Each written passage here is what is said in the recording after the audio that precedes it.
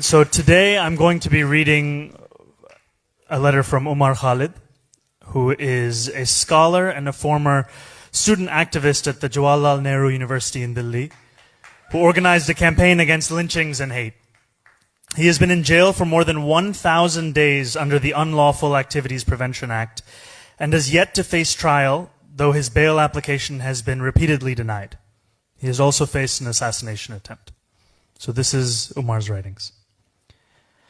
On a cold February morning earlier this year, I was taken out from jail in a police van for my first peshi in court since my arrest in September last year. Inside the van, the cops were having an animated conversation about the farmers' protests.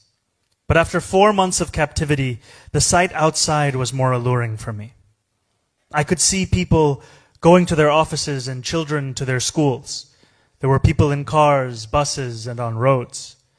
Some were immersed in their phones while others were talking to each other. There was no one watching over them. They were free to go wherever, talk to whomever.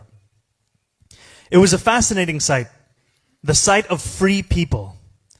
I was reminded of the past when I too, like the people I was staring at, had been free. When I entered Tihar jail back in September 2020, the first thing that struck me was an eerie stillness. Anybody who has ever been inside the complex will tell you about this eerie stillness.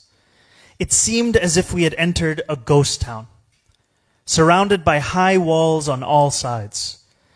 As the police car that was shifting me from police station to jail kept moving inside, the sounds of the outside world slowly started to recede and were overtaken by silence. In my long hours of silence and an otherwise apocalyptic solitude, I keep telling myself not to turn bitter about my circumstances. It is quite easy to succumb to bitterness. But bitterness would not leave me good for anything productive. Certainly not for the fight we have set out to fight, of reclaiming our country from the forces of hate and divisions. I also keep telling myself to look at the larger perspective. A friend recently told me the story of a human rights lawyer in Chile, who all through the years of Pinochet kept fighting cases against him in court. He lost every one of the cases. But after Pinochet fell, his petitions were used to indict Pinochet for his brutality and crimes against humanity.